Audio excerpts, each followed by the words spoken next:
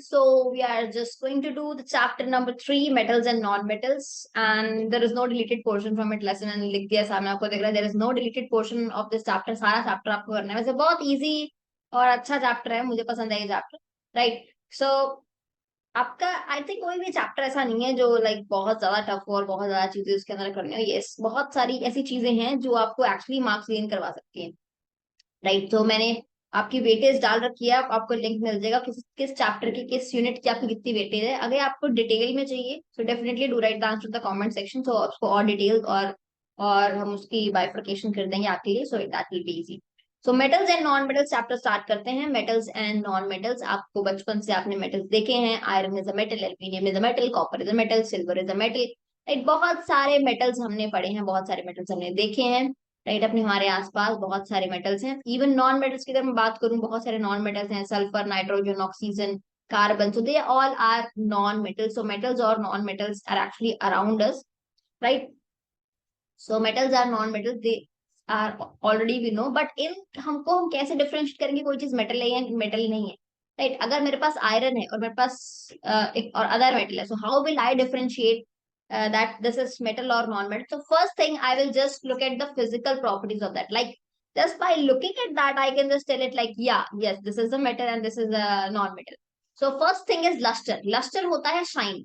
किसी भी मेटल में कितनी शाइन है, उसकी शाइन के अकॉर्डिंग लस्टरस. मेटल्स जो होते हैं वो शाइनी होते हैं, और जो नॉन मेटल्स होते हैं वो डल होते हैं. अगर मैं नॉन मेटल्स की बात करूं, जैसे हम लोग कोई भी नॉन मेटल की बात करूं मैं,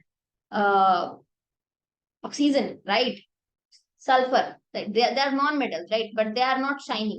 Carbon, right? So जो non-metal होते हैं वो shiny नहीं होते. They are not lustrous. Lustrous means how shiny they are.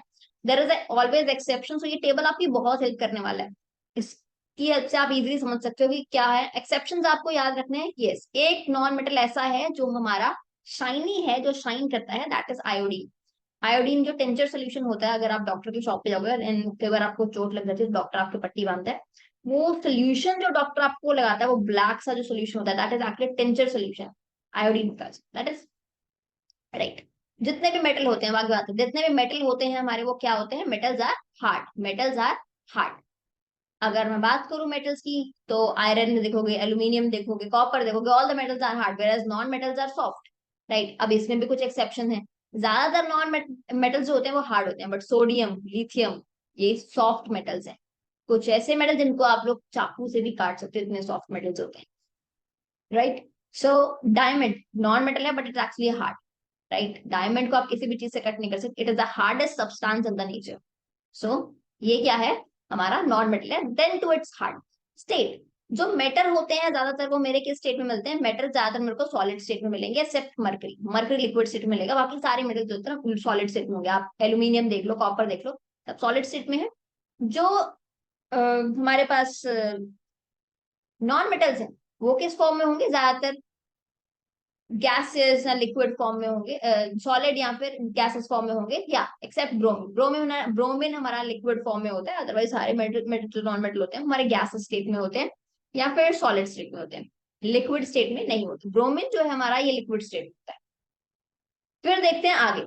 That is malleability. Malleability क्या होती है? Malleability is a property that metal can be beaten into thin sheets. Malleability आपसे डायरेक्ट डेफिनेशन भी पूछ लेते हैं, what is malleability? Malleability is the property of metal that the metals can be beaten into thin sheets. Metal को हम लोग sheets बना सकते हैं इनकी. सबसे ज्यादा मेटल्स जो होते हैं malleable, that is gold and silver, right? फिर आती है डक्टिलिटी. डक्टिलिटी क्या है? Ductility, metal can be drawn into thin wires. आपसे पूछ लेते हैं what is malleability and ductility. Malleability, metal can be drawn into thin sheets, that is malleability, and metal can be drawn into thin wires, that is ductility. Metal जो है ductile भी होते हैं, malleable भी होते हैं. कॉपर की बात करें, that is your ductile metal. Silver, that is the most ductile metal, right? So ये डक्टाइल मेटल्स है, malleable भी है. वेयर एज नॉन मेटल, अगर नॉन मेटल को अगर आप लोग हथौड़े से मारोगे तो वो टूट जाएगा, उसकी शीट नहीं बनेगी, it will actually break. So जो नॉन मेटल्स होते हैं, they are non malleable and they are non ductile. फिर conductor.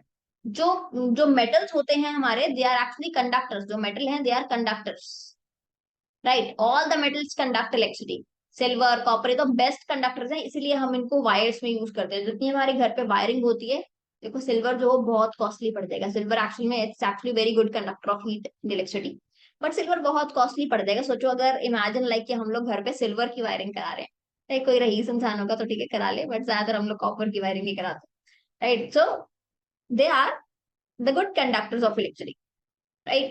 So silver is even the good conductor of electricity and it's actually malleable and ductile also, so इनकी wire easily बन सकती है। Non metals they are the poor conductor of electricity, but इनमें भी कुछ exceptions हैं, right? यहाँ पर देखो, नॉन मेटल्स की बात करें, एक्सेप्ट ग्रेफाइट, जो ग्रेफाइट होता है हमारा वो इलेक्ट्रिसिटी को कंडक्ट करता है। आपने स्कूल में वो एक्सपेरिमेंट जरूर किया होगा, आपकी पेंसिल की यहाँ पर और यहाँ पर टिप रख के, और आप इससे अगर बल्ब चला के देखोगे ना, लाइक इससे नहीं, मतलब बैटरी लगा के बीच में, और बीच में आप कोई लेड लगाओगे या फिर ग्रेफाइट लगाओगे, जो हमारी पेंसिल की लेड होती है that is the graphite actually. So आपको लगेगा कि यस वो कंडक्ट कर रहा है electricity, it's actually conductor, right? So yes, lead जो है, मरकरी है, वो पुअर कंडक्टर ऑफ हीट है, याद रखना, और इसके अंदर एक्सेप्शन याद रखना। नाउ डेंसिटी, जो मेटल होते हैं उनकी डेंसिटी अच्छी होती है। डेंसिटी का मतलब है उनकी, अगर मैं बात करूं मेटल्स की, so they have high density, means अगर मैं इनके एटम्स की बात करूं, they are actually closely packed, dense होते हैं, right? Whereas they have low density and low melting point. Definitely अगर उनके मेटल्स के अगर एटम्स पास पास में है, सो इनको मेल्ट करना इजी नहीं होगा, राइट? इनको फोर्स ऑफ अट्रैक्शन बहुत ज्यादा होगा, तो फोर्स ऑफ अट्रैक्शन को हटाने में देर लगेगी, राइट? तो डेंसिटी इनकी बहुत ज्यादा होती है, इसलिए इनका हाई मेल्टिंग पॉइंट होता है। ऑन द अदर हैंड जो नॉन मेटल्स होते हैं उनमें ऐसा नहीं होता, right? Now let's come to sonorous. Sonorous, all the metals are sonorous. Sonorous mean सुरीली आवाज होती है इनकी, right? They are actually produce striking sound when we actually hit it hard, right? So it's sonorous, whereas non-metals are non-sonorous, right? उनमें कुछ सुरीली आवाज नहीं है। जितने म्यूजिक इंस्ट्रूमेंट होते हैं ना वो सारे मेटल से बनाए जाते हैं, बिकॉज दैट सोनोरस। ओके, फिर से देखो, metal oxides are basic in nature, ये हम बात हमने पढ़ी थी एसिड बेसिस एंड सॉल्ट्स में। Non metal oxides they are acidic in nature. So इसीलिए हमने पढ़ा था ना कि एसिड और मेटल ऑक्साइड को हम रिएक्ट कराएं तो वो न्यूट्रल सब्सटेंस फॉर्म करता है, because they are actually basic in nature, right? So ये चीज हमने पढ़ी थी, अगर आपको याद हो तो, एसिड और मेटल ऑक्साइड्स अगर रिएक्ट करेंगे, right? So they will actually form neutral substance, right? So this is what we actually studied. Yes. Now let's study the after physical property. Let's study the chemical properties of metals. Chemical properties क्या क्या है metal की? First thing, अभी हमने पढ़ा कि अगर metal किसी भी ऑक्साइड के साथ कंबाइन करेगा, मेटल ऑक्साइड्स का फॉर्मेशन करेगा। कॉपर अगर ऑक्साइड हो जाएगा तो कॉपर ऑक्साइड का फॉर्मेशन कर लेगा, राइट? ब्लैक हो जाता है। अगर कॉपर को आप थोड़ा सा एयर में एक्सपोज करके रख दो तो कॉपर आपका ब्लैक हो जाता है। सेम भी अगर एल्यूमिनियम को अगर आप एयर में छोड़ दो तो थोड़ा टाइम के लिए वो उसके ऊपर व्हाइट व्हाइट सी लेयर आ जाती है, राइट? मैग्नीशियम को अगर हम रख दें, मैग्नीशियम रिबन को, तो उसके ऊपर भी व्हाइट लेयर आ जाती है। सो बेसिकली मेटल ऑक्साइड हो जाते हैं। अगर हम लोग आयरन को रख दें तो आयरन के ऊपर भी रस्ट लग जाएगी। ऑक्सीडेशन ऑफ मेटल हमने पढ़ा था, राइट? ऑक्सीडेशन और रिडक्शन में we spoke back to the chapter number 1। तो ऑक्सीडेशन और रिडक्शन हम लोग पढ़े तो उसके अंदर ये सेम चीज यही वाली बता रहे थे। इसके अंदर कुछ मेटल जो होते हैं बहुत जल्दी उनकी ऑक्सीडेशन हो जाती है, जैसे हम लोग एयर में रखे तो बहुत जल्दी ऑक्साइड हो जाते हैं। अगर अगर हम बात करें सोडियम और पोटेशियम की, सोडियम और पोटेशियम जो हमारे मेटल हैं, दे कैच फायर सो इजिली, दे कैच फायर सो इजिली, इसलिए हम उनको हवा में, खुली हवा में नहीं रखते। अगर वो खुली हवा में मैं सोडियम को रखूं तो एक्चुअली में तो वो पड़े पड़े आग पकड़ लेगा, right? So it is so so reactive metal, right? So they catch that fire. और बाकी जितने मेटल है तो ज्यादा रिएक्टिव नहीं है, उनके ऊपर एक थिन लेयर आ जाती है कुछ टाइम के लिए अगर हम उनको छोड़ दें। आयरन फिलिंग्स जो है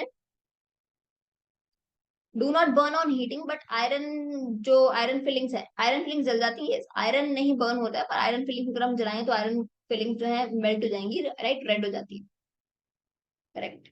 सो अब देखो, एम्फोटेरिक ऑक्साइड्स, ये एम्फोटेरिक ऑक्साइड्स आपके एग्जाम में बहुत बार पूछ लेता है, what are amphoteric oxides? So amphoteric oxide क्या है? मेटल ऑक्साइड जो है, metal oxides which react with both acid and base as well. Metal oxides हमने अभी क्या पढ़ा? जो मेटल ऑक्साइड्स होते हैं हमारे वो बेसिक होते हैं नेचर, राइट? पर अगर आपके मेटल ऑक्साइड एसिड और बेस दोनों के साथ रिएक्ट कर रहा है, अगर आपका मेटल ऑक्साइड एसिड और बेस दोनों के साथ रिएक्ट कर रहा है, then that is amphoteric oxides, then it is amphoteric oxide, right? अब अगर आप देखोगे एल्यूमिनियम ऑक्साइड, अगर एल्यूमिनियम ऑक्साइड की बात करें तो एल्यूमिनियम ऑक्साइड है तो ये metal oxide, this is actually metal, aluminium is metal, so aluminium oxide will be metal oxide.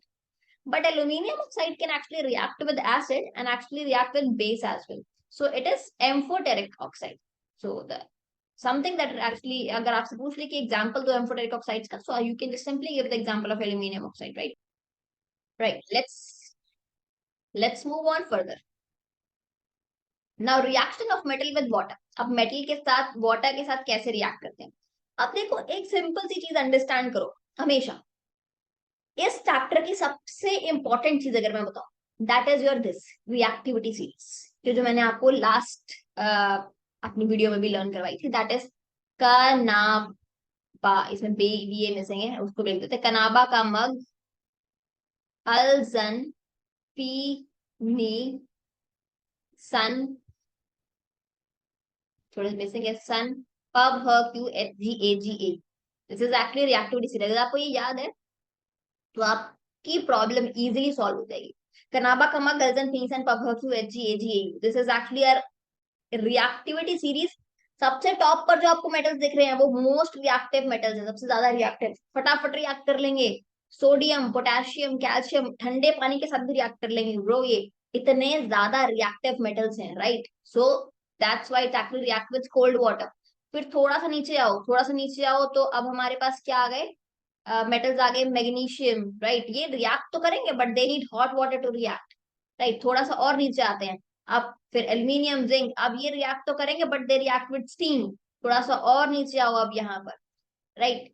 सो यहाँ पर ये जो मेटल्स होंगे ये नहीं रिएक्ट करेंगे, right? They don't react with water. So सबसे ऊपर वाले हैं जो कोल्ड वाटर के साथ रिएक्ट करेंगे, फिर हॉट वाटर के साथ, फिर स्टीम के साथ रिएक्ट करेंगे, और कुछ मेटल रिएक्ट ही नहीं करेंगे, राइट? और कैल्शियम और मैग्नीशियम, आपसे क्वेश्चन आ जाता है कि कैल्शियम और मैग्नीशियम जो होते हैं ना, if I just put it in the water so they start floating in the water. Why they actually float in the water? Because जैसे मान लो आपके पास वाटर है, राइट? यहाँ पर वाटर था और मैंने क्या किया, मैंने इसके अंदर कैल्शियम का पीस डाला। कैल्शियम जैसे ही रिएक्ट होना स्टार्ट करता है वाटर के साथ, ये हाइड्रोजन फॉर्म करता है, हाइड्रोजन गैस फॉर्म करता है।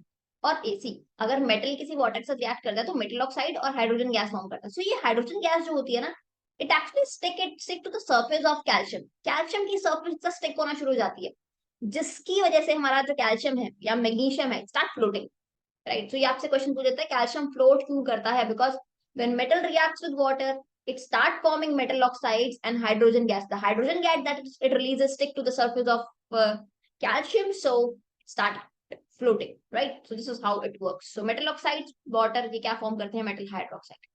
सो ये सीरीज आपकी बहुत इंपॉर्टेंट है। ऊपर वाले रिएक्शन बहुत रिएक्टिव हैं, फिर थोड़े से कम, फिर थोड़े से कम, so it's like that only.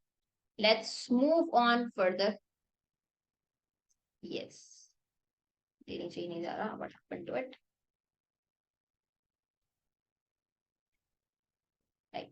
Okay, see, this is some metal and it's we are heating it, और ये देखो हाइड्रोजन गैस का फॉर्मेशन कर रहा है। ये आपकी बुक का ही एग्जाम्पल है। अब देखो बहुत सारे मेटल हैं, ये रिएक्ट कर रहे हैं, क्या फॉर्म कर रहे हैं? मेटल ऑक्साइड्स और हाइड्रोजन गैस, सारे मेटल्स हैं, रिएक्शन दिखा रखा है, वाटर के साथ रिएक्ट कर रहे हैं, they are forming the metal oxides and metal hydroxides, और ये हाइड्रोजन गैस का फॉर्मेशन कर रहे हैं साथ में सारे। सो हाइड्रोजन गैस का फॉर्मेशन होता है, याद रखना। What will happen if metal react with acid? अब मेटल अगर एसिड के साथ रिएक्ट करेंगे सो क्या फॉर्म करते हैं? सॉल्ट और हाइड्रोजन गैस फॉर्म करते हैं। You can see iron is reacting with HCl, so ये सॉल्ट फॉर्म कर रहा है और हाइड्रोजन गैस का फॉर्मेशन कर रहा है। तो ये रिएक्शन तो देखो आप लोग देख सकते हो। अगर आपने कभी नोटिस किया हो, बहुत ज्यादा हम लोग हाइड्रोक्लोरिक एसिड या फिर तेजाब काइंड ऑफ कुछ एसिड काइंड ऑफ थिंग्स हम लोग अभी तो नहीं यूज करते हैं, तो हम लोग आजकल Harpic and all these things that we start using. पर अगर आपको कहीं पर भी तेजाब या फिर कुछ ऐसा एसिड अगर मिले इट्स एक्चुअली हार्मफुल, तो थोड़ा सा ध्यान रखना, ठीक है? कहीं आप किसी किसी को देख लेना करते हो, दैट्स एक्चुअली बेटर खुद एक्सपेरिमेंट करने की बजाय, right? It's not actually safe for you. So अगर आपने कभी देखा हो किसी मेटल पर एसिड डलता, तो आप देखो कि उसमें बबल बबल बबल फॉर्म हो रहे होते हैं। आयरन के ऊपर मैंने खुद देखा है, आयरन के ऊपर अगर थोड़ा सा एसिड डालोगे तो it start forming the bubble bubble things. तो वो जो एक तो सॉल्ट फॉर्म हो गया उसमें, राइट? तो कुछ टाइम बाद वो आपको एक अजीब सा कलर दे देगा, राइट? पाउडर सा कुछ बन गया उसमें, that is a salt form हो जाएगा उस चीज का, उतनी उतनी जगह पर। और जो उसके ऊपर बबल्स आपको दिख रहे हैं, that is the bubbles of hydrogen gas, right? अगर आपको चेक करना है कि वो हाइड्रोजन गैस है या नहीं है, तो कैसे चेक करते हैं हम लोग? उसके पास बर्निंग कैंडल लेके जाते हैं। If my candle start burning with a pop sound, so that gas is actually hydrogen. This is how you can actually understand. सो देखो, अब जो कॉपर है, जो हमारे कम रिएक्टिव वाले, जो हमारे लोअर वाले मेटल्स, देखो नीचे वाले मेटल, ये they actually they don't react with acid, right? So थोड़े से कम रिएक्टिव है, सो ये ज्यादातर एसिड के साथ रिएक्ट नहीं करते, करेक्ट? और see, the reaction is also known as most exothermic. अगर हम लोग बात करें जो रिएक्टिव मेटल, अगर मैं रिएक्ट करवाऊं, they are it actually seen as the most exothermic reaction, मतलब इसमें से हीट बहुत ज्यादा रिलीज होती है, तो गर्म भी हो जाता है आपका मेटल, जो ना बहुत ज्यादा गर्म हो जाता है, राइट? सबसे ज्यादा जो फास्ट रिएक्ट करेगा, डेफिनेटली जो फास्टेस्ट रिएक्शन वाले मेटल होंगे सबसे ज्यादा फास्ट रिएक्ट करेंगे, तो मैग्नीशियम हमारा बहुत जल्दी रिएक्ट करता है।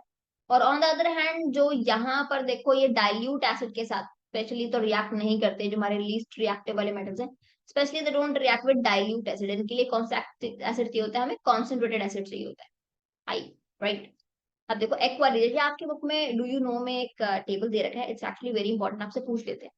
Aqua regia is also known as royal water. It's freshly prepared mixture of the concentrated HCl. पूछ लेते हैं what acids we use in aqua regia. So aqua regia, what is aqua regia? So it is the concentrated solution of the concentrated hydrochloric acid and nitric acid.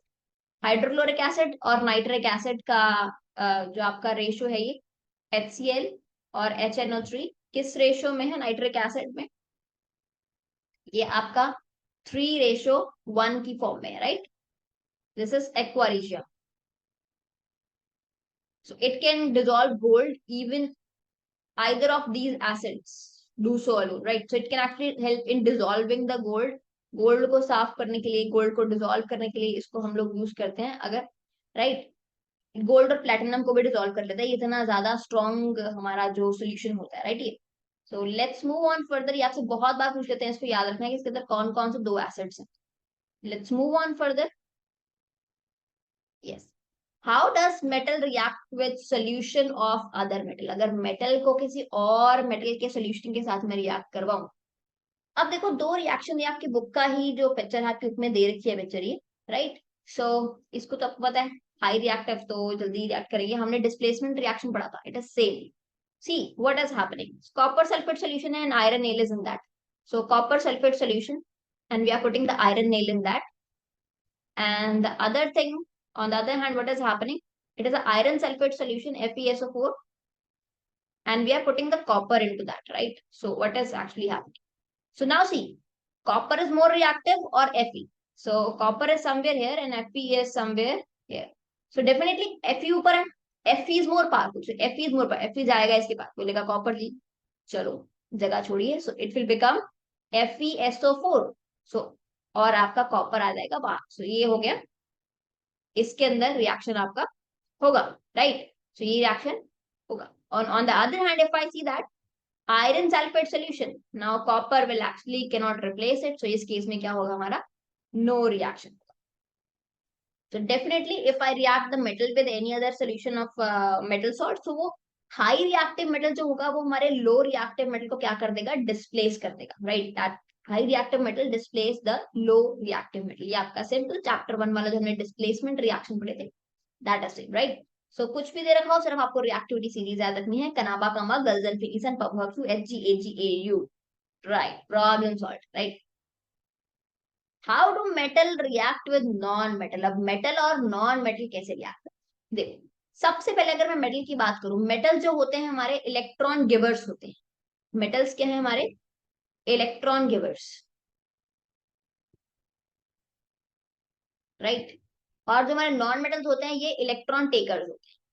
So definitely एक electron giver, electron taker. अगर मैं sodium की बात करूं, तो sodium का जो valency होती है वो होती है 11. सो क्या होगी इसमें? 2 8 1. So means sodium have this one extra electron to give, one extra electron to give. And on the other hand, if I'm reacting with chlorine, so if I see that chlorine, it is 2 8 7. So chlorine need one electron, right? So sodium have one extra electron right here, and chlorine needs one electron. So this will actually give its electron. Sodium will give its electron to chlorine. अब क्यों react करेगा? Definitely all the atoms want stability. Sodium wanted stability, that's why it's give its electron to chlorine. Chlorine wanted stability, that's why it just gained the electron. right? Now sodium is giving the electron, chlorine is taking the electron. The bond that formed by the exchange of electron, it's not sharing, it's the exchange of electron, that is known as ionic bond. What do we call it? So the ionic bond between these two, sodium and chlorine, is formed, and it's actually strongest bond, right? It's very strong bond. On the other hand, if you see magnesium, so magnesium is 2 8 12. Magnesium की अगर हम देखेंगे, so Mg is actually 12, so it is 282. And on the other hand, if you see chlorine, it is 17 again, 281. Now, sorry, 287. Now magnesium have two extra electron. Chlorine needs one electron. So one electron, one chlorine take, right? I need another one. So एक और chlorine चाहिए. So that's how it's formed MgCl2, right?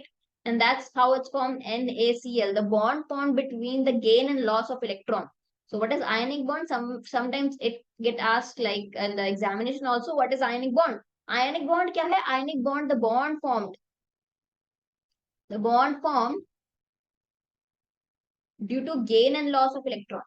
Due to gain and loss of electron. That is ionic bond, right? Let's move on. Now ionic compound. Ionic compound जो कि ionic bond बनेगा जिसमें, that are ionic bond से जो हमारे compounds बनेंगे वो ionic compounds होंगे. कैसे होंगे? आयनिक बॉन्ड मैंने भी बताया बहुत स्ट्रांग होता है, तो बहुत स्ट्रांग होगा तो सॉलिड होंगे, हार्ड होंगे, मेल्टिंग पॉइंट, इनको दूर करना इजी नहीं होगा, स्टेबल होंगे, राइट? और soluble, generally soluble in water, water में सॉल्युबल होंगे, और इनसॉल्युबल होंगे केरोसिन और पेट्रोल में. वाटर में फिर भी सॉल्युबल होते हैं. अगर आप सॉल्ट का एग्जाम लोगे, सॉल्ट एक्चुअल में सॉल्युबल है वाटर में, राइट? बट पेट्रोल या केरोसिन में सॉल्युबल नहीं होगा. कंडक्टर्स ऑफ इलेक्ट्रिसिटी, इलेक्ट्रिसिटी को कंडक्ट करेंगे बट सॉलिड स्टेट में नहीं. अगर हम सॉल्ट को वाटर में मिक्स करें, राइट, तो क्या फॉर्म हो जाएगा? Na और Cl माइनस, आयन्स आ जाएंगे. देन जब इसमें आयन्स आ जाएंगे तो ये क्या फॉर्म करेगा? इलेक्ट्रिसिटी को कंडक्ट करना स्टार्ट करेगा, बट सॉलिड फॉर्म में इलेक्ट्रिसिटी को कंडक्ट नहीं करेगा, सिर्फ मोल्टन फॉर्म में या फिर लिक्विड फॉर्म में ये इलेक्ट्रिसिटी को कंडक्ट करते हैं. Let's move on further. Occurrence of metal. अब मेटल्स आपको कैसे मिलते हैं? मेटल्स हमें मिलते हैं खानों में से, ओर्स में से, राइट? अर्थ क्रस्ट में से मिलते हैं. हम लोग जैसे खुदाई करते हैं, मिनरल्स और खान में से हमें मेटल्स मिलते हैं. सो डेफिनेटली अगर हम मेटल्स की बात करें तो फिर से मेटल्स हैं, कुछ मेटल्स हैं जो हमें बहुत रिएक्ट. अब डेफिनेटली जो मेटल रिएक्टिव है, नेचर में जो मेटल रिएक्टिव है, उसने किसी के साथ रिएक्ट किया होगा जरूर, राइट? वो आपको फ्री स्टेट में नहीं मिलेगा. जो थोड़े से कम रिएक्टिव है वो आपको फ्री स्टेट में मिलेगा, बट उसके साथ फिर भी कुछ sulphides, oxide, carbonates. Least reactive metal आपको ऑलरेडी फ्री स्टेट में मिलेगा, तो उसको आपको एक्सट्रैक्शन के लिए इतनी मेहनत नहीं करनी पड़ेगी. सबसे ज्यादा मेहनत हमें किसके लिए करनी पड़ेगी? इनके लिए करनी पड़ेगी, जिसको हमें इलेक्ट्रोलाइसिस, इलेक्ट्रिसिटी की हेल्प से सेपरेट करना पड़ेगा. यहाँ पर हमें रिडक्शन करनी पड़ेगी, बिकॉज हमें ये जो एक्स्ट्रा इसमें एक्सेस चीजें लगी हैं इनको हटाना पड़ेगा. ये तो ऑलरेडी फ्री स्टेट में, तो इनको कुछ नहीं ज्यादा करना पड़ेगा.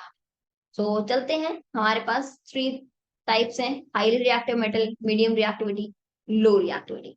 तो सबसे फर्स्ट हमारे पास कौन से हैं? सबसे फर्स्ट उल्टा स्टार्ट करते हैं हम लोग, लो रिएक्टिव.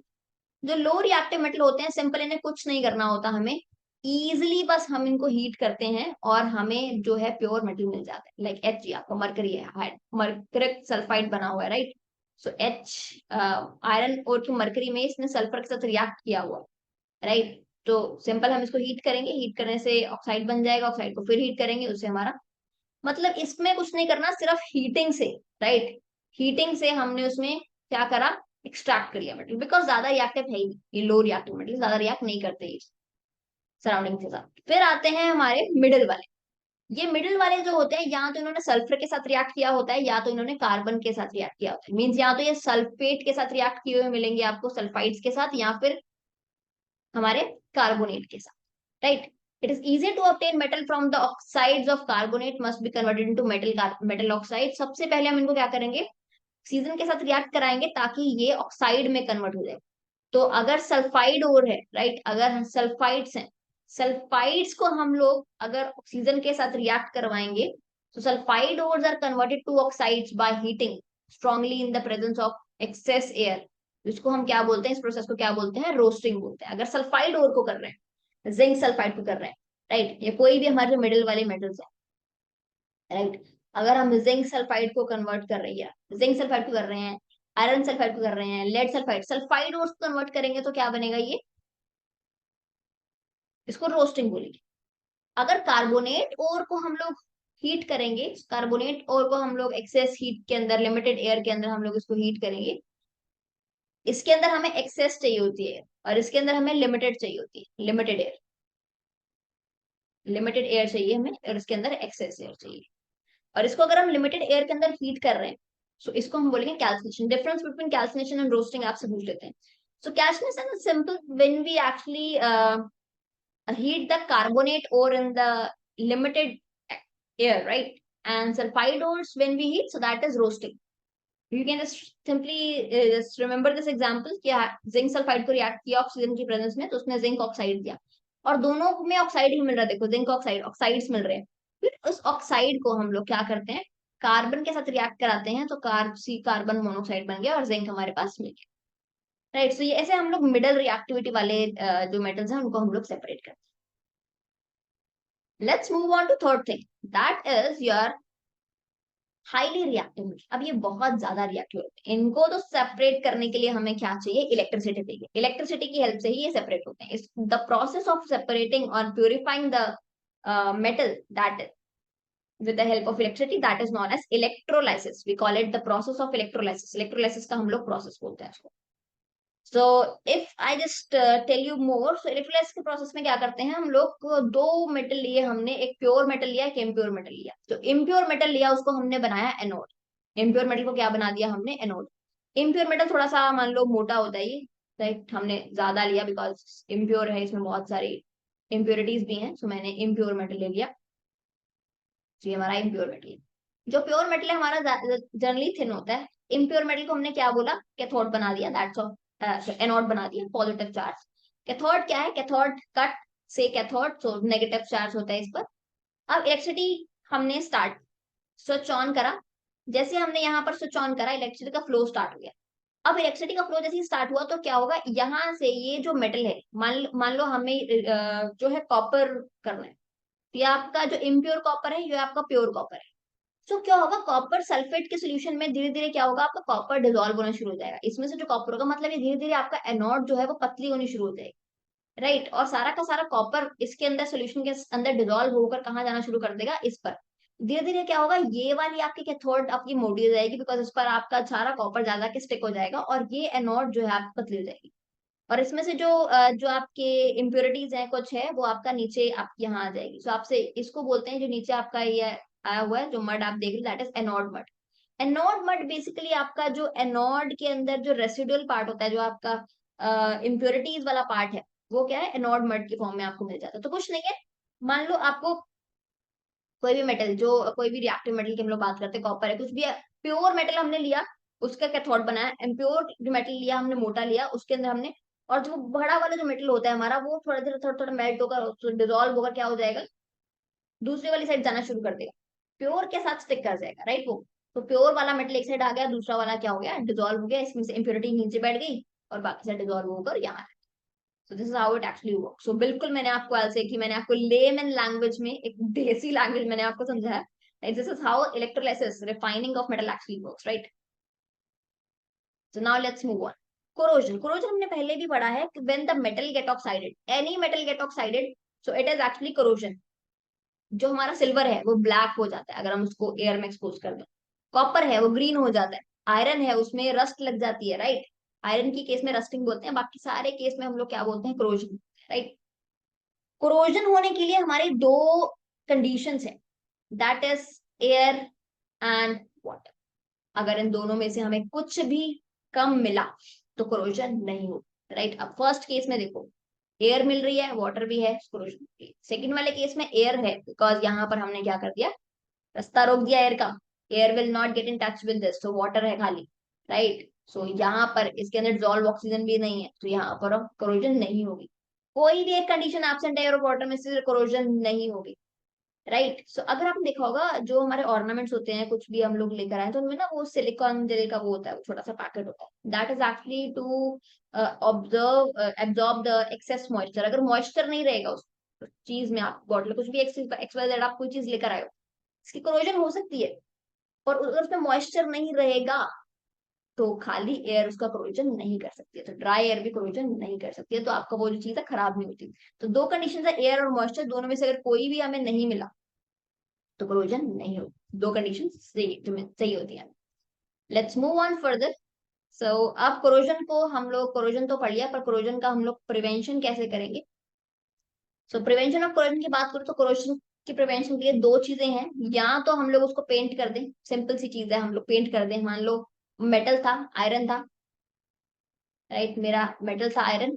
अब आयरन को मैंने प्रिवेंट करने के लिए क्या किया, मैंने आयरन को पेंट कर दिया, लेयर चढ़ा दी। अब इसको लेयर चढ़ा दी तो ये अब कांटेक्ट में नहीं है किसके, एयर के, कोरोजन नहीं होगी। फिर दूसरा क्या है, गैल्वेनाइजेशन। गैल्वेनाइजेशन क्या होता है, method of protecting steel and iron from rusting by coating it with thin layer of zinc. अब आयरन मेटल था, उसके अंदर बहुत छोटी पतली पतली कोटिंग कर दी, किसकी, जिंक की कोटिंग है। अब जिंक की कोटिंग अगर हमने मेटल पर कर दी तो डेफिनेटली वो एयर के कांटेक्ट में नहीं आएगा, तो खराब।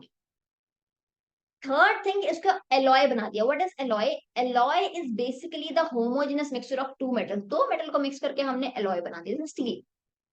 स्टील, अगर हम लोग आयरन के यूटेंसिल्स यूज करने स्टार्ट करते हैं तो डेफिनेटली उन पर जंग लग जाएगा, रस्ट हो जाएगी। बट हम लोग स्टील यूज करते हैं बिकॉज वो एक एलॉय है, स्टील पर जल्दी हमारी रस्टिंग नहीं होती है, बिकॉज स्टील किससे मिलकर बना है, हमारा आयरन है, निकल है, क्रोमियम है। स्टील आपका तीन मेटल्स के मिक्सचर से बना है, राइट, निकल, क्रोमियम और आयरन। फिर ब्रास है, राइट, ब्रास है जो कॉपर और जिंक से मिलकर बना है। ये आपसे पूछ लेते हैं alloys, brass is a mixture of copper and zinc, copper and tin, bronze जिसके हम मेडल यूज करते हैं, iron, sorry gold, silver, bronze, तो bronze is a copper and tin, right. Solder, solder हम लोग यूज करते हैं, सोल्डर मेटल जो आपका, आपने सर्किट्स देखे होंगे, सर्किट में जो अगर आईसीज निकालोगे, आईसीज के अंदर अगर आपने कोई भी आईसी देखा हो ना, किसी कार में से किसी में आपको आईसी मिले, वो तो ग्रीन सा सर्किट बॉक्स होता है, उसको निकालोगे ना, उसके अंदर आपको ऐसे सिल्वर सिल्वर से डॉट्स पीछे लगे होंगे जिससे आपको तारे जोड़ रखे होंगे, that is actually solder. It's actually made up of lead and tin, so lead and tin का वो होता है जो मिक्सचर होता है। इफ मेटल इज, अगर मरकरी का कोई भी एलॉय है, दैट इज एमेल्गम, एमेल्गम उसको हम लोग बोलते हैं। So this is all about this chapter. So यही था इस चैप्टर में, कुछ भी डिलीटेड पोर्शन नहीं था, बहुत इजी और सॉर्टेड सा चैप्टर है, बहुत छोटा सा चैप्टर है, मैंने पूरा आपको इस चैप्टर में कवर कर दिया है। So do share it this video with your friends, और आई थिंक मैंने बहुत इजीली और बहुत सॉर्टेड तरीके से इसको कवर किया इस चैप्टर को। सिर्फ आपको एक चीज इसमें अंडरस्टैंड करनी है, दैट इज रिएक्टिविटी सीरीज। अगर आपको ये माइंड में क्लियर है ना, कनाबा का मग, अल्जन फिनिसन, पब हक्यू, H G A G A U, problem solve, right. आपकी एल से 60% प्रॉब्लम इसी से सॉल्व हो जाती है। हाईली रिएक्टिव मेटल है तो वो ज्यादा रिएक्ट करेंगे, और किसके साथ कैसे रिएक्ट करेंगे, थोड़ा सा इसको बस एक बार आपको गो थ्रू करने की जरूरत है। अंडरस्टैंडिंग आपकी मैंने ऑलरेडी बिल्ड कर दी है चैप्टर की। Now hope you enjoyed this video, share it with your friends, till then bye bye everyone, take care.